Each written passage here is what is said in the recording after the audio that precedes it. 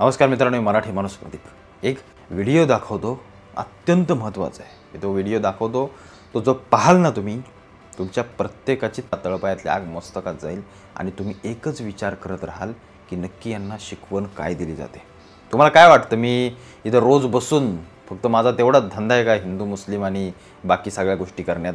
तुम्हाला काय वाटतं? असं नाही आहे। मी जेव्हा इथं बसतो, मी जेव्हा बोलतो काहीतरी, तेव्हा मी त्या गोष्टीचा बारकाईनं आणि फार मोठा विचार करतो, त्यानंतरच मी बोलत असतो। माझी कोणतीही गोष्ट तुम्ही दाखवावी ती चुकीची आहे, मी ती मान्य करायला तयार आहे। हां, आता ज्याला पक्षाच्या आणि राजकीय चष्म्यातून आणि तिकडून दिसेल, म्हणजे काँग्रेसवाला असेल तर त्याला ते मी काही बोललं तरी त्याला चुकीचंच वाटेल हो। त्याच्यामुळं त्या चष्मा काढून सामाजिक आणि माणुसकीच्या नात्यानं त्या सगळ्या गोष्टीतून एक देशप्रेम म्हणून, एक भारतीय म्हणून जेव्हा तुम्ही त्या गोष्टी पाहाल तेव्हा तुम्हाला ते समजेल। मी ज्या गोष्टीविषयी आज बोलणार आहे ते अत्यंत महत्त्वाची आहे। तुम्हाला खरोखर आपण काय करतोय आणि काय पेरतोय ना, आणि काय होतंय आपल्या आजूबाजूला, आपल्याला खरंच माहिती नाही। हलून जाल तुम्ही पूर्णपणे हे शिकवण आणि या सगळ्या गोष्टी बघून।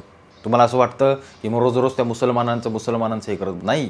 अरे, जे चांगले मुसलमान आहेत ते चांगलेच आहेत, त्यांना कोणी वाईट म्हणत नाही आहे। जे या देशावरती प्रेम करणार असे कित्येक जण आहेत, कित्येक जण माझे असे अनेक मित्र आहेत मराठी मुसलमान। शिवजयंती आली किंवा कोणताही कार्यक्रम आला, भजनामध्ये बसतात गावांच्या येऊन, इतकी आवड, इतकं प्रेम त्यांचं, ते चांगलेच आहेत, ते चांगलेच मुसलमान आहेत। पण जे काही मोजके असे बोटावर मोजणे एवढी लोक आहेत, काही बोटावर मोजणे आहेत, की त्यांना जी काही शिकवण, जो काही कट्टरतावाद ज्यांच्यामध्ये पेरला जातोय ना, तो खरंच या देशासाठी देखील आणि त्यांच्या स्वतःसाठी देखील अत्यंत धोकादायक आहे। आज जे काही बंगालमध्ये प्रकरण घडतं आहे, जे काही मुर्शिदाबादमध्ये जे काही घडतं आहे ना, आपल्या हिंदूंना आपल्याच देशामध्ये छावण्यांमध्ये इकडं तिकडं जाऊन राहावं लागतं, याच्यासारखं दुर्दैव नाही। तिथल्या घरांमध्ये हे मुसलमान आणि ही सगळी बाहेरून आलेली रोहिंग्या आणि बांगलादेशी सगळे त्या ममता बॅनर्जीनं पाळून ठेवलेले, ते त्या घरांमध्ये जाऊन तिथल्या पुरुषांना सांगतात, तुझ्या स्त्रिया आम्हाला भोगायला दे, तुझ्या स्त्रिया मग आमच्याकडे दे, तरच तुम्हाला सोडून येतं, मारून कापून टाकू। कुठं घडतंय? आमच्या भारतात, आमच्या देशात आजही आम्ही सुरक्षित नाही आहोत। म्हणजे ज्या काही या कट्टरतावाद्यांना शिकवलं जातं की हिंदू काफिर आहे, त्याला मारून टाका, तो संपला पाहिजे, ही यांची शिकवण। असा कुठला धर्म शिकवतो? तुम्ही सांगताय ना आम्ही हिंदू मुसलमान करतो, अरे कुठला असा धर्म शिकवतो की हा धर्मच काफिर आहे आणि ह्या सगळ्या गोष्टी काफिर आहेत? हिंदू धर्मात नाही शिकवलं जात की मुस्लिम आम्हाला नकोच। जो या देशावरती प्रेम करणारा, जो इथला आहे, जो आपला आहे, त्याला आपलंसं करा। पण जो या देशाच्या विरोधात जाईल, जो तुम्हाला संपवण्याच्या भाषा करेल, त्याला काय आम्ही काय मित्र म्हणून घ्यायचा का कडेवरती?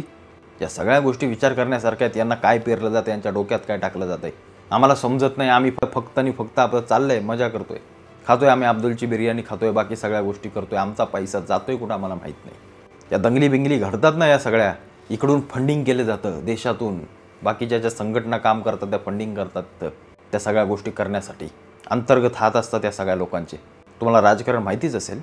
मी ते नाही म्हणत आहे की इथं मुसलमान नकोच आमच्या देशात, नाही नाही नाही, असू द्या। मी म्हटलं ना, इथल्या मातृभूमीला मानणारे तर ते आपलेच आहेत, पण जे इथंच खाऊन इथल्याच ताटात छेद करणारे आहेत, त्यांच्यावरती मात्र लक्ष ठेवावं लागेल आणि कटाक्षानं ठेवावं लागेल। कारण यांची विचार आणि यांना जे काही या मदरशातून आणि या सगळ्या गोष्टीतून शिकवलं जातं आहे, बाबांनो तुम्ही ते ऐकाल ना, तर मी तुम्हाला व्हिडिओ दाखवतोय, ती तुमच्या पायाखालची जमीन सरकेल, जमीन सरकेल तुमच्या पायाखालची। किती कट्टरतावाद, इतका भयंकर कट्टरतावाद, साला खरंच कोणाच्या धर्मात नसावा आणि तो त्या इस्लाम धर्मात देखील तसा नसेल। असा कुठला धर्म शिकवत नाही, पण इथं घडतंय किंवा इथं जे शिकवलं जातं आहे त्यातून भविष्याची मला स्वतःला तरी चिंता वाटते। मी तुम्हाला ते व्हिडिओ दाखवतो, पण त्यापूर्वी तुम्हाला मी सांगतो तो काय बोलतोय।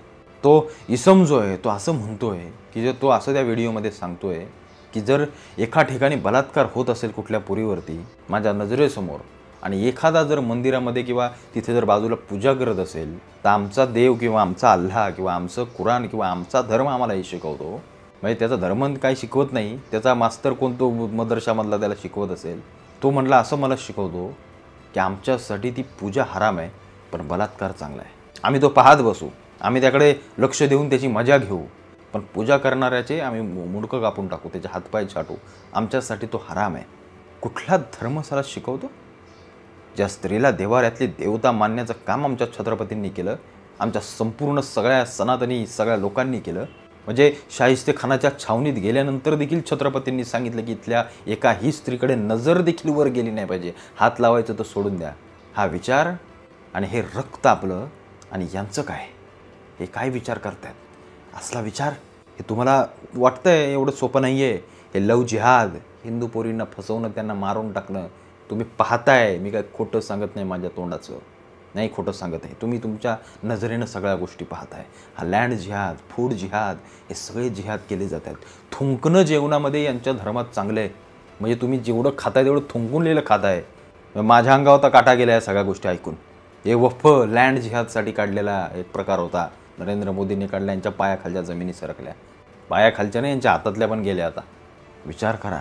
आम्ही मुस्लिम, कुठल्या मुस्लिमांना इथे राहू नये, कोणाचा द्वेषच नाही आम्हाला. जे चांगलेत ते चांगलेच, पण जे वाईट असेल ते वाईटच. त्याला चांगला मी म्हणू शकत नाही. मग तो आमच्या धर्मातला हिंदू का असेना, तो देखील वाईट असेल तर तो वाईटच. आमचं आहे म्हणून त्याला आम्ही बोच्याच्या मागं घेणार नाही. त्याला देखील समोरच उभा केला जाईल. तो कोणत्याही जाती धर्माचा असो, जो या देशाच्या विरोधात त्याचे हात पाय साल्याचे कलम केल्याशिवाय राहू नका. ती अवलाद या देशात राहता कामा नये खरोखर. कारण असला विचार बलात्कार होत असताना मी बघत बसेन. पाय ही व्हिडिओ आणि तुमच्या प्रतिक्रिया मला आवर्जून कळवा. आप इस्लामिक तालीम लीजिए, लेकिन उस तरीके से लीजिए कि हमें इसका मतलब भी पता होना चाहिए. अगर कोई मसला किसी मुसलमान के सामने आ जाता है नॉर्मली कि भाई फला आदमी ने रेप कर दिया है, तो हम इसका मुसलमानों की इस्लाम के तरीके से देखते हैं, तो इसका फैसला कैसे करेंगे भाई सही हुआ या गलत हुआ. जबकि ये आता है इस्लाम में कि इस्लाम में अगर ये पूछा जाए एक तरफ रेप हो रहा है और एक तरफ मूर्ति पूजा हो रही है, तो वो सबसे बड़ा गुनाह कौन सा होगा? तो इस्लाम की नजर में मूर्ति पूजा सबसे बड़ा गुनाह है. रेप नहीं है. वो इसलिए नहीं है क्योंकि अल्लाह कह रहा है कि मैं सिर्फ करने वालों को माफ नहीं करूंगा, चाहे और कितने भी बड़े गुनाह हो मैं उनको माफ कर दूंगा. अगर वो एक बार कहता है कि मुझे माफ कर दे तो मैं उसको माफ कर दूंगा. लेकिन सिर्फ करने वाला जो मेरी साथ में अपने आप को ठहराता है कि भाई मैं इसको खुदा मान रहा हूँ, उसकी पूजा कर रहा हूँ, तो वो बड़ा गुनाह है. अल्लाह कह रहा है इस बात को.